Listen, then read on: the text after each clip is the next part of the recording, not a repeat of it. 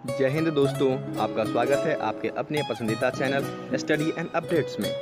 दोस्तों आज के इस वीडियो में हम लोग करने वाले हैं ज्योग्राफी पे बहुत ही महत्वपूर्ण क्वेश्चंस जो कि प्रीवियस एग्जाम में पूछे गए हैं एवं प्रत्येक डिफेंस के एग्जामिनेशन में आते रहते हैं। एवं इससे पहले मैंने आपको 1 से 47 प्रश्न करा दिए और अब बारी है वायुमंडल की एवं विश्व भूगोल की।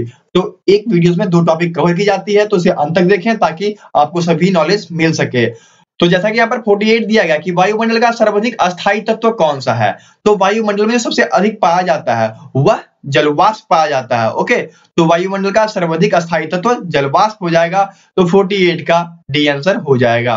और यहीं पर यदि ये क्वेश्चन पूछा जाता है कि वायुमंडल में सबसे अधिक कौन सी गैस पाई जाती है, तो आपका आंसर नाइट्रोजन होता है। यहाँ पर बात की गई है कि सर्वाधिक अस्थायी तत्व क्या है, तो वह आपका जलवाष्प है, इसलिए 48 का डी आंसर हो जाएगा। 49 दिया गया कि वायुमंडल में सर्वाधिक मात्रा में कौन सी गैस विद्यमान है, तो सबसे अधिक मात्रा में जो गैस पाई जाती है वह है नाइट्रोजन, जो कि 78%, 78.2% अवेलेबल है। तो 49 का बी आंसर हो जाएगा। 50 दिया गया कि निम्नलिखित में से कौन सी गैस ग्रीन हाउस प्रभाव के लिए उत्तरदायित्व है। ऑप्शंस हैं क्लोरीन, हाइड्रोजन, कार्बन डाइऑक्साइड एवं ऑक्सीजन। तो ग्रीन हाउस इफेक्ट के लिए सबसे उत्तरदायित्व जो है वह आपको कार्बन डाइऑक्साइड, जो कि CO2 के नाम से जाना जाता है, तो 50 का सी आंसर हो जाएगा। 51 दिया गया कि वायुमंडल में दैनिक मौसम परिवर्तन निम्नलिखित में से किसमें अधिक होता है, तो सबसे अधिक जो दैनिक मौसम परिवर्तन होता है वह आपको क्षोभ मंडल में होता है। तो यहाँ पर 51 के ए में दिया गया क्षोभ मंडल, इसलिए 51 का ए आंसर हो जाएगा। 52 दिया है कि ओजोन परत कहाँ अवस्थित है, तो ओजोन परत जो है आपको वह समताप मंडल में स्थित है, तो 52 का सी हो जाएगा, समताप मंडल। 53 दिया गया कि वायु दाब में अचानक आने वाली कमी किस परिघटना की सूचक है। यदि आपके वायुमंडल में अचानक वायु दाब कम हो जाती है तो वह किस वजह से होता है, तो वह आपको तूफानी मौसम के कारण होता है। तो तूफानी मौसम यहाँ आपको डी में दिया गया, इसलिए 53 का डी आंसर हो जाएगा। 54 दिया गया कि वायु दाब को किस यंत्र से मापा जाता है, तो वायु दाब को मापने के लिए हम लोग बैरोमीटर का प्रयोग करते हैं। तो बैरोमीटर जो यहाँ आपको ए में दिया गया है, इसलिए 54 का ए आंसर हो जाएगा। 55 दिया गया कि डोल ड्रम पेटी मतलब शांत पेटी का विस्तार कहाँ पाया जाता है, तो डोल ड्रम पेटी जो आपको 0 डिग्री से लेकर 5 डिग्री उत्तर एवं दक्षिण की ओर है, तो यहाँ पर डी में दिया गया 55 का, इसलिए 55 का डी हो जाएगा। 0 डिग्री से लेकर 5 डिग्री उत्तर दक्षिण की ओर डोल ड्रम पेटी का विस्तार है, तो 55 का डी आंसर हो गया। 56 दिया गया कि चीखता 60 पवनें कहाँ प्रवाहित होती हैं, तो चीखता 60 पवनें जो है वह आपको 60 डिग्री दक्षिण अक्षांश के पास प्रवाहित होती हैं, तो 60 डिग्री दक्षिण अक्षांश आपको यहाँ पर बी में दिया गया है, इसलिए 56 का बी आंसर हो जाएगा। 57 दिया गया कि अल्पस पर्वत के उत्तरी भाग में बहने वाली उष्ण शुष्क स्थानीय हवाओं को क्या कहा जाता है, तो अल्पस पर्वत के पास जो स्थानीय हवाएं बहती हैं तो उसको क्या कहा जाता है, तो उसको फोन कहा जाता है। तो फोन यहाँ पर 57 के ए में दिया गया है, इसलिए 57 का ए आंसर हो जाएगा। यदि आप लोग को पीडीएफ चाहिए तो डिस्क्रिप्शन में वेबसाइट का लिंक दिया गया है studyinupdates.com, तो उस पर चली जाए, वहां पे आपको सारी पीडीएफ प्राप्त हो जाएगी। 58 दिया गया कि निम्नलिखित में से कौन सा युग्म सुलोमित नहीं है, तो जो ऑप्शंस दिए गए वह है हवा एवं स्थान। तो हमें क्या करना है कि यह हवा कहाँ बहती है, किस स्थान पे बहती है, ये हमें मैच करवाना है। तो फर्स्ट हवा दिया गया मिस्ट्रल, तो मिस्ट्रल फ्रांस में बहती है, बिल्कुल सही दिया गया है। सेकंड ऑप्शन है आपको योमो, योमो जो कि जापान में बहता है, तो यह भी बिल्कुल सही दिया गया है। थर्ड दिया गया आपको सिरोको, तो सिरोको ऑस्ट्रेलिया दिया गया है, जो कि यहाँ पर गलत दिया गया है। ओके, तो सिरोको कहाँ बहता है, तो सिरोको इटली में बहता है। वैसे बात की जाए तो यह भूमध्य सागर या सहारा मरुस्थल में बहता है, और यह ऐसी जलधारा है, तो यह गर्म जलधारा है। ओके, तो यह आपको हो गया सहारा मरुस्थलीय गर्म जलधारा, और यह इटली में बहती है। और इटली में यह किस रूप में बहती है, तो इटली में यह, तो उसको रक्त की वर्षा कहा जाता है, तो 58 का सी हो जाएगा। यहाँ पर जो यह युग्म दिया गया यह सही सुलोमित नहीं है। दोस्तों आप सभी को पीडीएफ चाहिए होती है, तो पीडीएफ के लिए या तो आप वेबसाइट पे चले जाइए जिसका लिंक डिस्क्रिप्शन में दिया गया है, या आप इस ऐप को इंस्टॉल कर लें। इस ऐप को इंस्टॉल करने के बाद आपको बार बार वेबसाइट पे जाने की जरूरत नहीं होगी। जैसे ही आप इसे ओपन कीजिएगा, इसमें 2 टैब्स दिया गया है, एक टैब आपको यूट्यूब पे ले जाएगा और सेकंड टैब जो है वो आपको वेबसाइट पे ले जाएगा। तो वेबसाइट पे आप आ जाइएगा, फिर वेबसाइट पे आते ही आपको एसएससी जीडी का चाहिए, आरपीएफ का चाहिए, करंट अफेयर्स का चाहिए, तो उस पर क्लिक करेंगे। जैसे मैंने एसएससी जीडी पे क्लिक किया तो अब हम डायरेक्टली एसएससी जीडी के वेबसाइट पे चले जाएंगे। अब इस पे देखिए आप लोगों की सुविधाओं के लिए सारी पीडीएफ विद आंसर की डाल दी गई है। यदि आपको पीडीएफ चाहिए तो आप यहाँ पर क्लिक करेंगे, फिर ये आपको पीडीएफ पे ले जाएगा। तो अब हम पीडीएफ पे आ चुके हैं। तो पीडीएफ पे देखिए इस प्रकार से पीडीएफ डाली गई है। तो यहाँ पर जो है 2011 का पीडीएफ है। तो आप देख सकते हैं पूरी आंसर की के साथ इसको डाल दी गई है और क्लिक बटन पे क्लिक करते ही ये आपका डाउनलोड हो जाएगा। और ये आपको ये कैसा लगा, हेल्पफुल है, इंटरेस्टिंग है, कूल है, तो आप इसको यहाँ से रेटिंग भी दे सकते हैं। यदि आपको किसी प्रकार की सहायता चाहिए तो आप यहाँ पर कमेंट कर सकते हैं। हम आपकी सुविधाओं का ख्याल रखते हुए इस चीज को जल्द से जल्द सॉल्व कर देंगे। इस एप्लीकेशन का लिंक आपको डिस्क्रिप्शन में दिया गया है। तो ऐप को जाकर डाउनलोड कर लें एवं अपने फोन में इंस्टॉल कर लें। 59 दिया गया कि प्रतिचक्रवात की विशेषता क्या होती है। तो प्रतिचक्रवात जो होती है वह स्वच्छ आकाश की वजह से होती है। तो 59 का डी हो जाएगा, स्वच्छ आकाश की वजह से प्रतिचक्रवात होती है। तो 59 का डी आंसर हो गया। अब 60 दिया गया कि निम्नलिखित में से कौन सा सर्वाधिक विनाशकारी होता है। ऑप्शंस हैं टाइफून, टोरंडो, हरिकेन एवं तड़ित झांझा। तो टोरंडो जो होते हैं वह सबसे अधिक विनाशकारी होती है। तो 60 का बी आंसर हो जाएगा। 61 दिया गया कि किस मेघ से अत्यधिक वर्षा होती है। तो यह क्वेश्चन मैं आपसे राइज करता हूं, देखते हैं कितने बच्चे इसका रिप्लाई दे पाते हैं। 62 दिया गया कि संसार की अधिकतम वर्षा निम्नलिखित में से किस रूप में होती है। तो संसार में जो वर्षाएं होती हैं वह अधिकतम किस रूप से होती है, पर्वतकृत होती है या चक्रवातीय होती है या संवहनीय होती है, प्रतिचक्रवात होती है। तो किस वजह से जो है अत्यधिक वर्षाएं होती हैं। तो अत्यधिक वर्षा जो है वह आपको पर्वतकृत होती है, मतलब पर्वतों के द्वारा जो है वर्षाएं फॉर्म किए जाते हैं। तो 62 का ए आंसर हो जाएगा। 63 दिया गया कि निम्नलिखित में से किस क्षेत्र में साल भर वर्षा होती है। तो साल भर वर्षा जो है वह आपको भूमध्य रेखीय क्षेत्रों में होती है, इसलिए 63 का बी आंसर हो जाएगा। 64 दिया गया कि समान वर्षा की मात्रा वाले स्थानों को मिलाने वाली रेखा को क्या कहा जाता है। तो जहां पर समान वर्षाएं होती हैं और उस स्थान को जो मिलाता है तो उसे आइसोहाइट कहा जाता है। तो आइसोहाइट यहाँ पर 64 के सी में दिया गया है, इसलिए 64 का सी आंसर हो जाएगा। 65 दिया गया है कि वायुमंडल की आर्द्रता मापने का यंत्र क्या है। तो वायुमंडल की जो आर्द्रता मापी जाती है वह हाइग्रोमीटर के द्वारा मापी जाती है। तो 65 के सी में दिया गया हाइग्रोमीटर, इसलिए 65 का सी आंसर हो जाएगा। 66 दिया गया कि ओजोन परत पृथ्वी के लोगों का रक्षा करती है। तो ओजोन परत पृथ्वी के लोगों को किस प्रकार से बचाती है। तो जैसा कि आप जानते हैं कि सूर्य से परावैंगनिक किरणें भी निकलती हैं। तो ओजोन परत क्या करता है कि उसे वहीं पर रोक देता है परावैंगनिक किरणों को और स्वच्छ किरणों को पृथ्वी पर आने देता है। तो यहाँ पर 66 के डी में दिया गया कि सूर्य से निकलने वाली परावैंगनिक किरणों को वह अवशोषित कर लेता है। तो 66 का डी आंसर हो जाएगा। तो इस प्रकार से वायुमंडल के जो भी क्वेश्चन थे वायुमंडल के वह कंप्लीट होते हैं आपके। अब हम स्टार्ट करेंगे इसमें विश्व का भूगोल। तो विश्व के भूगोल में कुछ प्रश्न हैं उसको सॉल्व करते हैं और आज के इस वीडियोस में टोटल 2 टॉपिक रहेंगे। तो उन दोनों टॉपिक को देखें, याद कर लें, क्योंकि ये बहुत ही महत्वपूर्ण प्रश्न है जो कि एग्जामिनेशन में पक्के आने हैं। तो आइए शुरुआत करते हैं विश्व का भूगोल और इसमें देखिए कुछ महत्वपूर्ण तथ्य दिए गए हैं। तो आइए देखते हैं। 67 दिया गया कि निम्नलिखित में से किस देश को 1000 झीलों की भूमि कहा जाता है। एक ऐसा देश जहां पर झीलें ही झीलें पाई जाती है उसको क्या कहा जाता है। तो वैसा देश जहां पर झीलें ही झीलें पाई जाती है उसको फिनलैंड कहा गया है। ओके, तो फिनलैंड में सबसे अधिक झीलें पाई जाती है, इसलिए 67 का सी आंसर हो जाएगा। 68 दिया गया कि विश्व के सबसे मीठे पानी का झील कौन सा है। तो आप सुपीरियर झील का नाम सुन रखे होंगे। सुपीरियर झील जो विश्व का सबसे मीठा पानी का झील माना जाता है। तो 68 का ए आंसर हो जाएगा, सुपीरियर झील।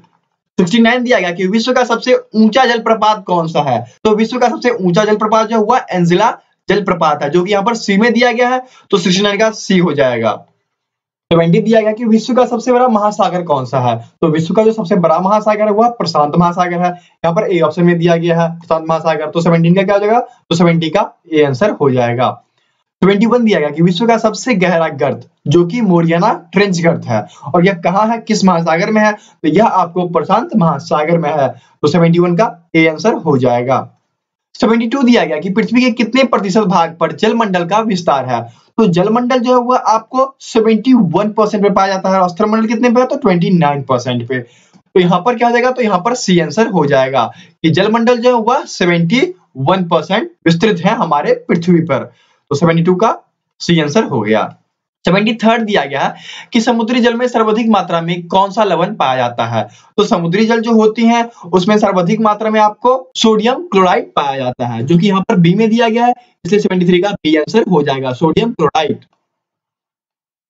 74 दिया गया कि सबसे लवणीय सागर कौन सा है। तो सबसे लवणीय सागर जो है वह मृत सागर है और मृत सागर यहाँ पर आपको डी में दिया गया है, इसलिए 74 का डी आंसर हो जाएगा। 75 दिया गया कि पाक जल संधि किन दो देशों के बीच है। तो पाक जल संधि जो है वह भारत एवं श्रीलंका के बीच है, पाकिस्तान के बीच नहीं, याद रखिएगा। पाक जल संधि जो हुआ भारत एवं श्रीलंका के बीच है, इसलिए 75 का बी आंसर हो जाएगा। 76 दिया गया कि भूमध्य सागर एवं अटलांटिक महासागर कौन सी जल संधि को जोड़ती है। तो भूमध्य सागर एवं अटलांटिक महासागर जो है वह जिब्राल्टर जल संधि को जोड़ती है। तो जिब्राल्टर जल संधि आपको यहाँ पर डी में दिया गया है, तो 76 का क्या हो गया, तो 76 का डी आंसर हो गया। 77 दिया गया कि पानामा नहर जो है वह किन दो महासागरों को जोड़ती है। तो पानामा नहर जो दो महासागर को जोड़ती है वह है प्रशांत एवं अटलांटिक महासागर। तो प्रशांत एवं अटलांटिक महासागर यहाँ पर बी में दिया गया है, इसलिए 77 का बी आंसर हो जाएगा, प्रशांत एवं अटलांटिक महासागर। 78 दिया गया कि स्वेज नहर जोड़ती हैं। तो स्वेज नहर किसको जोड़ती हैं, तो स्वेज नहर भूमध्य सागर को लाल सागर से जोड़ती हैं। तो भूमध्य सागर को लाल सागर से जोड़ने का ऑप्शन यहाँ पर आपको सी में दिया गया है, इसलिए 78 का सी आंसर हो जाएगा। 79 दिया गया कि कौन सी नहर बाल्टिक सागर के उत्तरी सागर से मिलती है। तो बाल्टिक सागर के उत्तरी सागर से जो मिलती है वह कील है। ओके, तो कील नहर जो है बाल्टिक सागर के उत्तरी सागर से मिलती है। तो कील यहाँ पर आपको ए में दिया गया, इसलिए 79 का ए आंसर हो जाएगा। पीडीएफ्स के लिए आप लोग वेबसाइट पे चले जाइए, डिस्क्रिप्शन में लिंक दिया गया है studyandupdates.com। अब आपको 80 दिया गया कि निम्नलिखित में से कौन सा युग्म सुलोमित नहीं है, मतलब कौन सा युग्म गलत दिया गया है। और युग्म किस चीज के बने हुए हैं, तो युग्म आपको जलधारा एवं प्रकृति के बने हुए हैं, मतलब कैसी जलधारा है उसकी प्रकृति कैसी है। तो फर्स्ट दिया गया है लैब्राडोर जो कि ठंडी जलधारा है, तो यह बिल्कुल सत्य दिया गया है, तो यह सही है। सेकंड चलिए अग्लुहांस, तो अग्लुहांस क्या है, तो अग्लुहांस आपको गर्म जलधारा है, यह भी बिल्कुल सही दिया गया है। नेक्स्ट दिया गया आपको क्यूरेशियो, तो क्यूरेशियो भी आपको गर्म जलधारा है, तो यह भी सही है। फिर आपको डी दिया गया गल्फ स्ट्रीम, गल्फ स्ट्रीम क्या है, यह एक गर्म जलधारा है, और यहाँ पर दिया गया ठंडी जलधारा, तो यह ऑप्शन गलत हो जाता है, ठीक है। और यह कहाँ किस सागर में बहती है, तो यह अंध महासागर में बहती है, और यह गर्म जलधारा है, इसलिए गल्फ स्ट्रीम का ऑप्शन यहाँ पर गलत दिया गया है, गलत मैच किया गया है, इसलिए एडी का डी आंसर हो जाएगा। जिस प्रकार से आप सभी को ये वीडियोस मिलती है तो आप सभी को खुशी प्रदान होती है, सिमिलरली उसी प्रकार हमें भी तब खुशी मिलती है जब आप हमें रिव्यू करते हैं। कहाँ करते हैं, तो हमारे फेसबुक पेज पर आकर। तो आप यहाँ देख सकते हैं, यहाँ पर कुछ बच्चों ने रिव्यू किया है, टोटल 4.6 रिव्यूज हैं अभी। तो आप भी आइए एवं रिव्यू कीजिए, और जो भी हमारे बारे में राय है वो राय आप लिख सकते हैं, कमेंट कर सकते हैं यहाँ पर, तो मुझे बहुत ही खुशी मिलेगी। तो मैं आशा करता हूँ कि आप लोग रिव्यू जरूर कीजिएगा। 81 दिया गया कि विश्व के सबसे ऊंचा ज्वर कहाँ आता है। तो विश्व का जो सबसे ऊंचा ज्वर है वह फंडे की खाड़ी में आता है, तो फंडे की खाड़ी यहाँ पर बी में दिया गया है, इसलिए 81 का बी ऑप्शन हो जाएगा। 82 दिया गया कि ज्वार भाटा की उत्पत्ति में किसका प्रभाव अधिक होता है। तो ज्वार भाटा की उत्पत्ति में सबसे अधिक जो प्रभाव होता है वह चंद्रमा का होता है, तो चंद्रमा यहाँ पर आपको सी में दिया गया है, इसलिए 82 का सी आंसर हो जाएगा। अब आपको 83 दिया गया कि निम्नलिखित में से कौन सी नदी भ्रांस घाटी से होकर बहती है। तो भ्रांस घाटी से होकर जो बहने वाली नदी है वह नर्मदा नदी है, तो 83 के सी में दिया गया है नर्मदा नदी, इसलिए 83 का सी आंसर हो जाएगा। 84 दिया गया कि किस सभ्यता को नील नदी का वरदान कहा जाता है। तो नील नदी का जो वरदान है वह आपको मिस्र की सभ्यता का है, तो मिस्र की सभ्यता यहाँ पर डी में दिया गया है, इसलिए 84 का डी आंसर हो जाएगा। 85 दिया गया कि चीन सागर में आने वाली उष्णकटिबंधीय चक्रवात का क्या नाम दिया गया है। तो चीन सागर में जो उष्णकटिबंधीय चक्रवात आती है उसका नाम जो है वह टाइफून रखा गया है। ओके, तो टाइफून आपको यहाँ पर ए में दिया गया है, इसलिए 85 का ए आंसर हो जाएगा, टाइफून। अब आपको 86 दिया गया कि विश्व का सबसे बड़ा गेहूं उत्पादक देश कौन सा है। तो सबसे अधिक गेहूं उत्पादक देश जो है वह चीन है, तो 86 का ए हो जाएगा, चीन। 87 दिया गया कि विश्व में केले का सबसे ज्यादा उत्पादन कहाँ होता है। तो यदि केले की उत्पादन की बात की जाए तो इसमें जो सर्वप्रथम है वह आपको भारत है, तो 87 का बी आंसर हो जाएगा, भारत। अब 88 दिया गया कि ब्राजील किसका प्रमुख उत्पादक है। ऑप्शंस हैं कोको, कपास, कॉफी एवं तंबाकू। तो ब्राजील जो है वह आपका कॉफी उत्पादक राष्ट्र है, तो यहाँ पर कॉफी सी में दिया गया है, इसलिए 88 का सी आंसर हो जाएगा। 89 दिया गया कि निम्नलिखित में से कौन सा बंदरगाह कॉफी पत्तन के नाम से जाना जाता है। तो यहाँ पर सॉन्ट्रोस बंदरगाह आपको बी में दिया गया जो कि कॉफी पत्तन के नाम से जाना जाता है, इसलिए 89 का बी आंसर हो जाएगा। अब आपको 90 दिया गया कि विश्व में चाय का सर्वाधिक उत्पादन किस देश ने किया या किस देश में किया जाता है। तो सर्वाधिक चाय का जो उत्पादन है वह आपको चीन में किया जाता है, तो चीन यहाँ पर आपको बी में दिया गया है, इसलिए 90 का बी ऑप्शन हो जाएगा। 91 दिया गया कि विश्व में प्राकृतिक रबर का सबसे अधिक उत्पादन देश कौन सा है? तो विश्व में सबसे अधिक प्राकृतिक रबर जो है वह थाईलैंड में उत्पादित किया जाता है, इसलिए 91 का डी आंसर हो जाएगा थाईलैंड। अब 92 दिया गया कि विश्व में कृत्रिम रबर का सबसे बड़ा उत्पादक देश कौन सा है? तो सबसे ज्यादा कृत्रिम रबर जो है वह यूएसए में उत्पादित किया जाता है, इसलिए 92 का ए आंसर हो जाएगा। रबर के दो ऑप्शन हैं, आप देख लीजिए। प्राकृतिक की बात की जाए तो प्राकृतिक रबर आपको थाईलैंड में उत्पादित होती है, यदि कृत्रिम की बात की जाए तो कृत्रिम रबर जो है वो आपको यूएसए में की जाती है। ओके, तो इसको याद रखना क्योंकि यह थोड़ा सा कंफ्यूज कर देगा आपको, इसलिए इस प्रश्न को याद रखिएगा। तो 91 एवं 92, 91 का डी हो गया तो 92 का ए हो जाएगा। 93 दिया गया कि दुग्ध उत्पादन में किस देश का प्रथम स्थान है?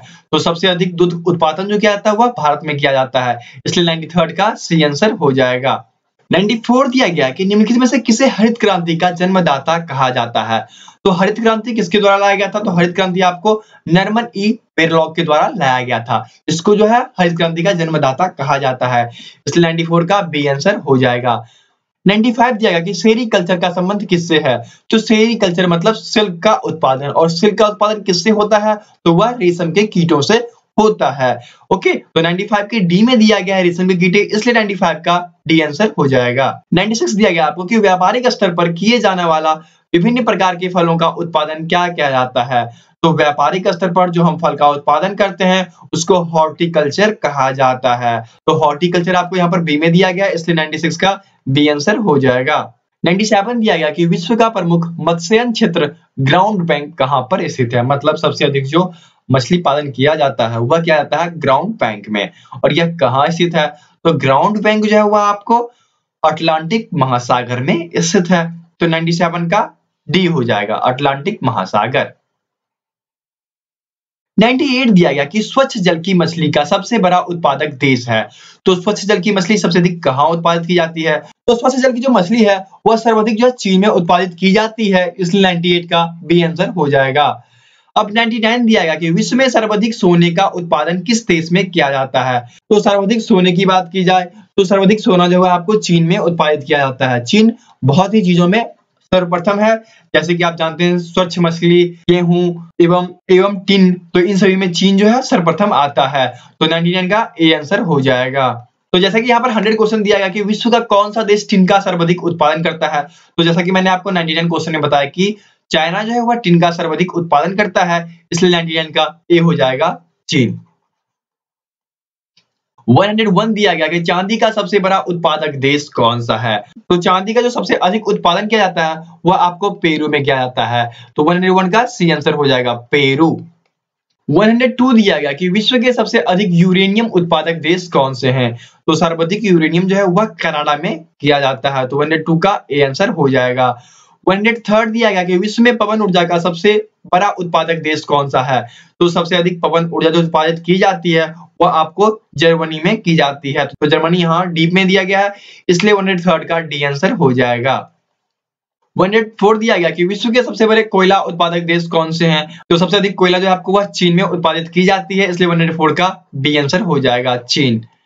105 दिया गया कि संसार की सबसे महत्वपूर्ण जहाजी नहर है। तो संसार का सबसे महत्वपूर्ण जहाजी नहर जो वह स्वेज नहर है, जो कि ए में दिया गया है, इसलिए 105 का ए आंसर हो जाएगा। 106 दिया गया कि पिग्मी जनजाति कहाँ के निवासी हैं? तो पिग्मी जनजाति जो वह कांगो के निवासी हैं, तो कांगो यहाँ पर ए में दिया गया है, इसलिए 106 का ए आंसर हो जाएगा। 107 दिया गया कि निम्नलिखित में से कौन सा युग्म सुलोमित नहीं है, कौन सा युग्म मैच नहीं खा रहा? ऑप्शंस हैं जाति एवं निवासी। फर्स्ट दिया गया है माओरी, जो कि न्यूजीलैंड, यह बिल्कुल सही दिया गया है। सेकंड है एनु, तो एनु आपका गलत दिया गया है, एनु जो वह जापान में होता है। ओके, ये जापान की जनजाति है, तो बी ऑप्शन गलत दे दिया गया, तो 107 का क्या हो जाएगा? बी हो जाएगा। बाकी ऑप्शंस जैसे कि दिया गया है सोमांगा, यह भी सही है, एवं एस्किमो कनाडा, यह भी सही दिया गया है, तो 107 का बी आंसर हो जाएगा। 108 दिया गया कि जुलू जनजाति कहाँ पाई जाती है? तो जुलू जनजाति जो है दक्षिण अफ्रीका में पाई जाती है, इसलिए 108 का सी आंसर हो जाएगा दक्षिण अफ्रीका। 109 दिया गया कि यूर्त किसके जनजाति का घर है? तो यूर्त जो है वह आपको खिर्गजी, तो खिर्गजी यहाँ पर डी में दिया गया है, इसलिए 109 का डी हो जाएगा। यूर्त जो है वह खिर्गजी जनजाति का घर है, इसलिए 109 का डी आंसर हो गया। 110 दिया गया है कि कौन सा देश पहले श्याम के नाम से जाना जाता था?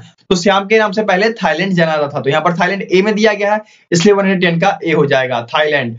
111 दिया गया कि जिस देश का प्राचीन नाम पर्सिया है, तो यहाँ ऑप्शंस दिए गए इराक, ईरान, ताइवान, चीन। तो इसमें जो पर्सिया कहा जाता था वह ईरान कहा जाता था, इसलिए 111 का बी आंसर हो जाएगा। ईरान को पहले पर्सिया के नाम से जाना जाता था।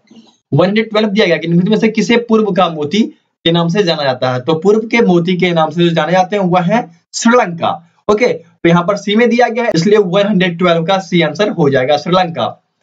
113 दिया गया कि किस देश का सफेद हाथियों की भूमि के नाम से जाना जाता है, तो सफेद हाथियों के नाम से जो भूमि जाना जाता है वह लाओस है, तो लाओस यहाँ पर डी में दिया गया है, इसलिए 113 का डी आंसर हो जाएगा लाओस। 114 दिया गया कि उगते सूर्य का देश निम्नलिखित में से किसे कहा जाता है, तो उगते सूर्य का देश है वह आपको जापान को कहा जाता है। ओके, जापान यहाँ पर डी में दिया गया है, इसलिए 114 का डी आंसर हो जाएगा जापान। 115 दिया गया कि कंगारुओं का देश किसे कहा जाता है, तो कंगारुओं का देश है वह ऑस्ट्रेलिया को कहा जाता है, इसलिए 115 का सी आंसर हो जाएगा ऑस्ट्रेलिया। 116 दिया गया कि 7 पहाड़ियों का नगर किसे माना जाता है, तो 7 पहाड़ियों का जो नगर है वह आपको रोम को माना जाता है, इसलिए 116 का ए आंसर हो जाएगा रोम। 117 दिया गया कि फॉरबिडन सिटी के उपनाम से कौन जाना जाता है, तो फॉरबिडन सिटी के उपनाम से लहासा जाना जाता है, इसलिए 117 का बी हो जाएगा लहासा। 118 दिया गया कि बगदाद किस नदी के किनारे स्थित है, तो बगदाद जो हुआ आपको टिग्रिस नदी के किनारे स्थित है, तो टिग्रिस आपको डी में दिया गया है, इसलिए 118 का डी आंसर हो जाएगा टिग्रिस। 119 दिया गया कि लंदन किस नदी के किनारे स्थित है, तो लंदन जो है वो टेम्स नदी के किनारे स्थित है, तो 119 का बी हो गया। 120 दिया गया कि विश्व का सबसे बड़ा डेल्टा कौन सा है, तो विश्व का सबसे बड़ा डेल्टा जो हुआ गंगा ब्रह्मपुत्र का डेल्टा है, तो यहाँ पर सी में दिया गया गंगा ब्रह्मपुत्र का डेल्टा। ओके, तो 120 का सी आंसर हो जाएगा। 121 दिया गया कि विश्व का सबसे व्यस्त व्यापारिक नदी कौन सा है, मतलब व्यापार में जो नदी सबसे ज्यादा बिजी है वह कौन सा है, तो वह राइन नदी है, जो कि 121 के ए में दिया गया है, इसलिए 121 का ए आंसर हो जाएगा। 122 दिया गया कि विश्व का सबसे बड़ा पार्क कहाँ अवस्थित है, तो विश्व का जो सबसे बड़ा पार्क है वह आपको वुड बफेलो नेशनल पार्क जो कि कनाडा में स्थित है, इसलिए 122 का बी हो जाएगा वुड बफेलो नेशनल पार्क। 123 दिया गया कि सवाना घास का मैदान कहाँ पाया जाता है, तो सवाना घास का जो मैदान है वह आपको अफ्रीका में पाया जाता है, इसलिए 123 का सी आंसर हो जाएगा अफ्रीका। 124 दिया गया कि विल्ड घास का मैदान कहाँ पाया जाता है, तो विल्ड घास का जो मैदान है वह दक्षिण अफ्रीका में ही पाया जाता है, इसलिए 124 का बी आंसर हो जाएगा दक्षिणी अफ्रीका। अब आपको 125 दिया गया कि निम्नलिखित में से कौन सा युग्म सुलोमित नहीं है, तो जैसा कि मैंने इससे पहले 3 युग्म को सुलोमित किया है, अब ये क्वेश्चन मैं आपसे अराइज करता हूं, देखते हैं कितने बच्चे इसका सही रिप्लाई दे पाते हैं। तो 125 का रिप्लाई भी आप लोग दीजिएगा, तो इसमें कुल 2 प्रश्न हो गए जिसका रिप्लाई आपको देना है, क्योंकि यह वीडियो बहुत लंबी हो गई इसलिए मैंने आपसे 2 क्वेश्चन अराइज कर दिया। 126 दिया गया कि विश्व का सबसे बड़ा प्रायद्वीप कौन सा है, तो विश्व का जो सबसे बड़ा प्रायद्वीप है वह अरब का प्रायद्वीप माना जाता है, जो कि यहाँ पर नहीं दिया गया है, इसलिए 126 का डी हो जाएगा, इनमें से कोई नहीं। 127 दिया गया कि चक्रवात के केंद्र में होता है, तो चक्रवात के केंद्र में क्या होता है, तो चक्रवात के केंद्र में जो है आपको निम्न दाब पाया जाता है, इसलिए 127 का ए हो जाएगा निम्न दाब। 128 दिया गया कि पेट्रोलियम एवं कोयला किन चट्टानों में पाया जाता है, तो पेट्रोलियम एवं कोयला जो हुआ अवसादी चट्टानों में पाया जाता है, इसलिए 128 का बी आंसर हो जाएगा अवसादी चट्टान। 129 दिया गया कि विश्व में रेशम वस्त्र का सबसे बड़ा उत्पादक देश कौन सा है, तो विश्व में जो है सबसे अधिक रेशम का जो उत्पादन किया जाता है वह चाइना में किया जाता है, चीन में किया जाता है, इसलिए 129 का डी हो जाएगा। 130 दिया गया कि मानचित्र पर वायुदाब की सीमा स्थित दर्शाने वाली रेखाओं को क्या कहते हैं, मानचित्र पे जो वायुदाब की समान स्थिति को दर्शाता है उस रेखा को हम लोग आइसोबार कहते हैं, तो आइसोबार यहाँ पर बी में दिया गया, इसलिए 130 का बी हो जाएगा। तो इस प्रकार से आज के इस वीडियो में 47 से लेकर 130 क्वेश्चंस किए, ओके, और इसमें से 2 क्वेश्चन मैंने आपसे अरेंज किया, तो उसका जवाब देना बिल्कुल ना भूलें। और नेक्स्ट वीडियो में आपको मिलेगा भारत का भूगोल, तो भारत के भूगोल पर 100+ क्वेश्चंस हैं, तो इसको 2 पार्ट में बनाएंगे, एक पार्ट में 50+ और दूसरी में भी 50+ क्वेश्चंस रहेंगे। ओके, तो मिलते हैं फिर भारत के भूगोल में। जय हिंद। वीडियो अच्छी लगी तो सर्वप्रथम आप पहले वीडियो को लाइक कर दें, चैनल को सब्सक्राइब कर लें एवं जितना अत्यधिक हो सके इसे अपने दोस्तों के बीच, अपने कलीग्स के बीच, जो भी गवर्नमेंट जॉब्स की तैयारी करते हैं उनके बीच शेयर जरूर करें।